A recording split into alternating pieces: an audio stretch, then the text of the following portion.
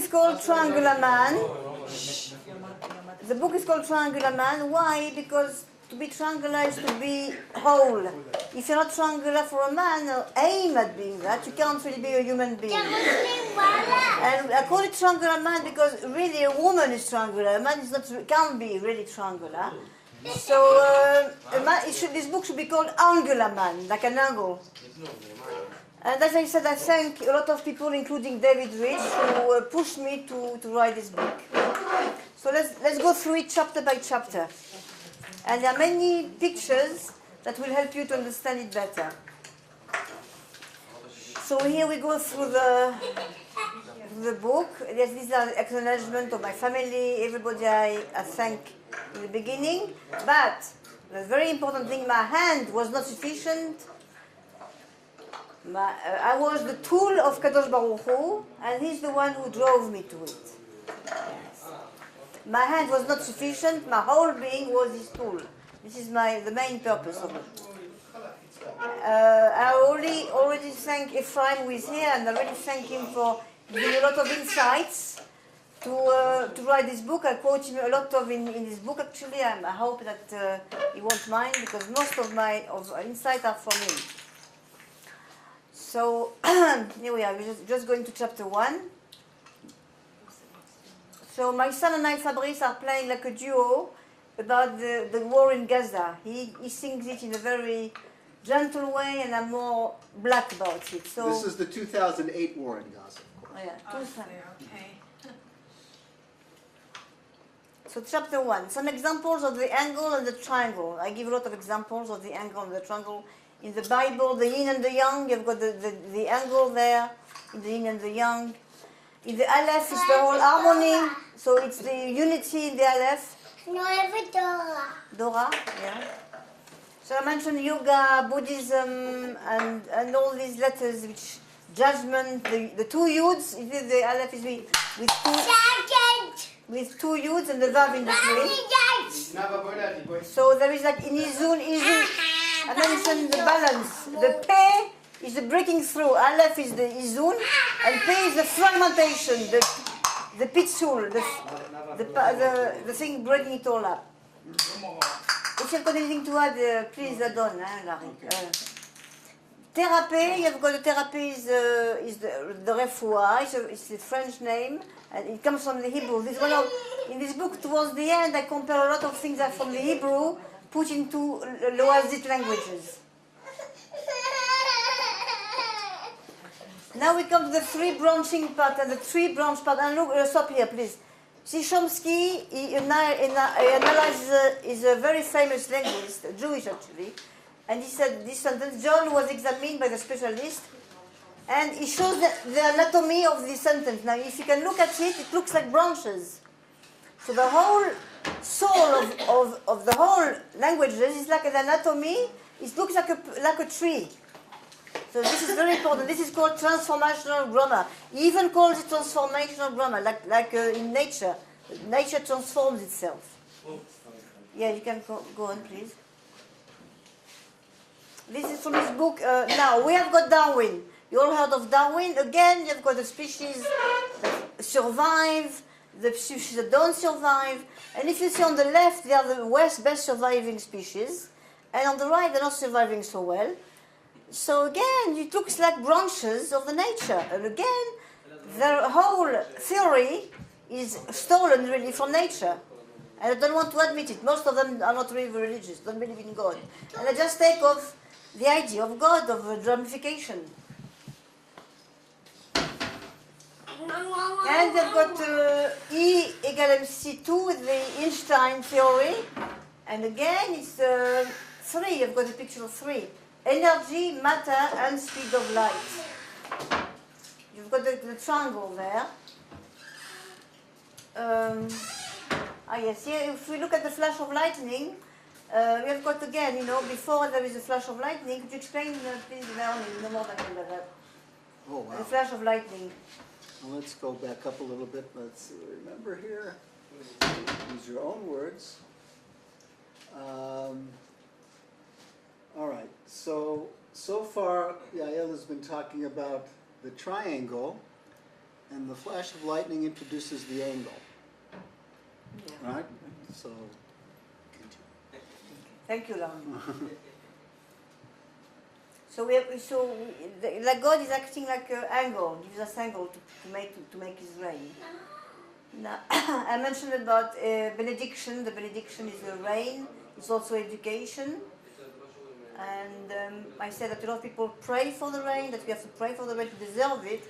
And some other people that don't pray for the rain, they pray for nothing. And in fact, God just gives them rain without really love. It's like the snake was thrown away and he had earth all over the place without appreciating anything around him. But we are the people of the book. We pray and we thank God and we ask. He wants us to ask for those things, not just throw things to us without asking. Now here I mentioned the segol, which I was introduced to the idea by Ephraim, Rav Ephraim. Segol means purple, but it's also a little sign that you find on top of the letter. Segol means a triangle. Yes, segol means a triangle. Can you see the S, and in the end you've got a triangle. So he put, segol means purple, and what else? It's a triangle. And we have the triangular love relationship between God and His people.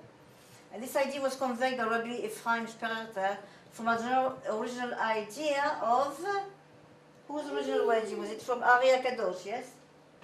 Maria Kodesh. Actually, it's the Balaturim. Balaturim, yeah. God says, "Yitem li segula mikol oamim."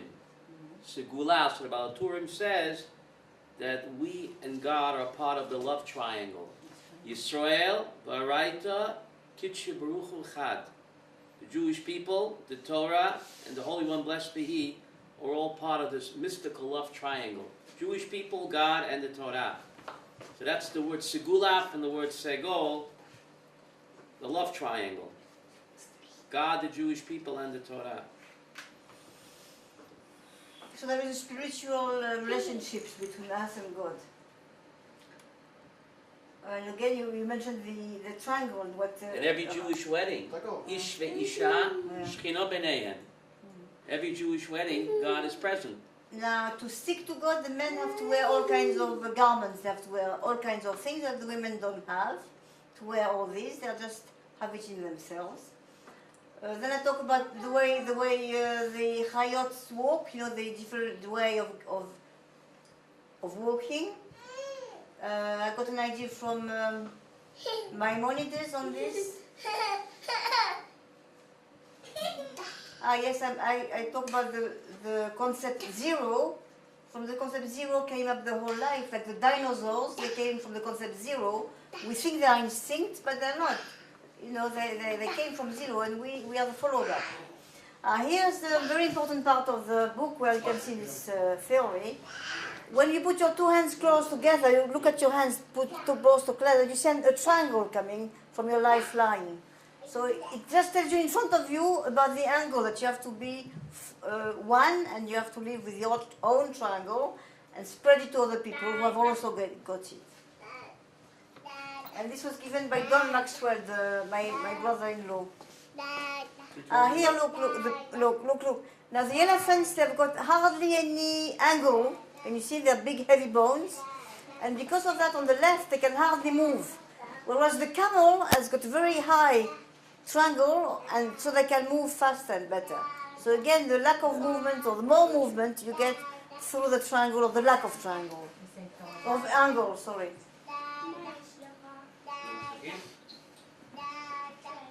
Now this book, the very part of this book is very philosophical and thought-useful.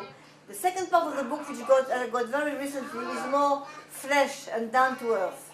So one part of the book is philosophical, and the other book is more down to earth.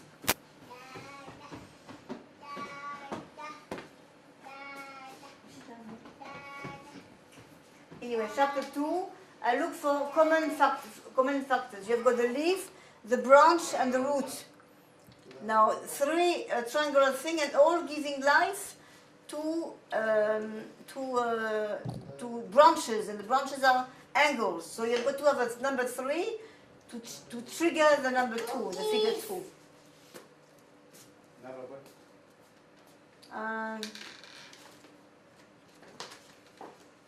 Oh, and I mentioned all the other religions like the Buddhism and Barack Obama. What do you say about Barack Obama? No, it doesn't. Go back up. Yeah, I mentioned Barack Obama. That no, down. Yeah, the pig is an animal symbolizing Esav. Via Christianity, it brings its hoof to drill the ground outwardly. It looks into the future. The camel symbolizes the descendant of Ishmael, dwelling on the past. The cow is well anchored to the ground with neither outward nor conspicuous movement. It represents the present, the descendants of Yaakov, renamed Israel, and as said to these people, who use both a written law and an oral law. It's okay, just about the pig and so on. I mentioned the pig, this kind of thing. The balance, we go back to the balance. We need a balance, we need an equilibrium, and the word for balance is ozen. Le'azin to ozen, izun. This is the balance in Hebrew, the aleph. And when you don't have this balance, the whole thing gets fragmentation. Hold on. Could you put it a little longer? Pardon me? Yes, yes. I mentioned Alzheimer, and I said that the religion of Esav, Cain, and Alzheimer, I just discovered a mistake I have to fix. Who's Alzheimer's? Is it Alzheimer's disease? Yeah. He said, I asked the reader, do you prefer the law of Cain? Because they said our laws are too strict and too difficult. So I said, do you prefer the law of Cain and Alzheimer? Alzheimer's not spelled correctly. I know, I said I just discovered that. I don't understand what it's got to do with Cain. What does Alzheimer's got to do with Cain? When you take anything and you eat anything and you get sick. Yeah. So I said, if you don't want to you become sick.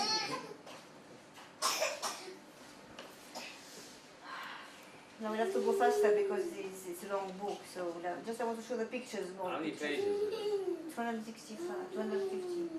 Just a moment.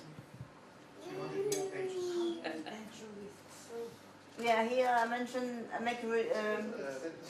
compare Russian and French and all the ch and Hebrew. I put here, this is important. Here we've got a table where I mentioned that the AI is the physical life, like I. And the IA is more the spiritual life. Like we've got pain is spiritual, pain is material, and Brit Milah, you've got ER, it's more spiritual. You've got words like might or hallelujah, utopia, life. So from this, and there's a lot of words in Hebrew, in Russian, and all kinds, where without knowing the meaning of the actual word, you can guess it from this principle.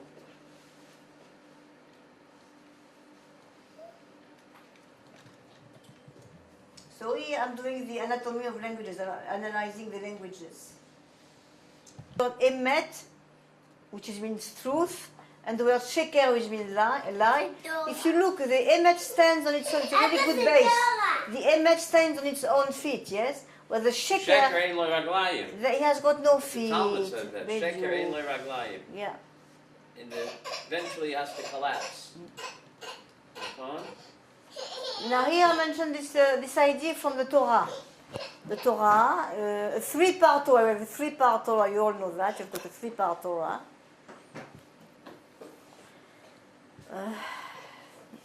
We're talking about the wing, the hip. All these anatomical parts as part of the Torah. The way I analyze them.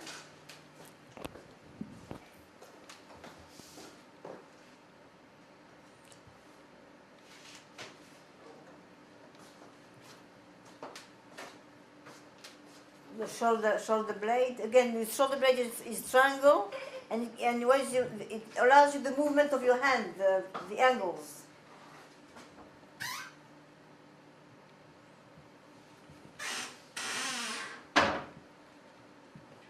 Now, either the tent of meeting, can you tell me what's happening about the tent of meeting? Same design. Tell me about the design, Ernie, please. The design. Okay, well, as it says in the in the labeling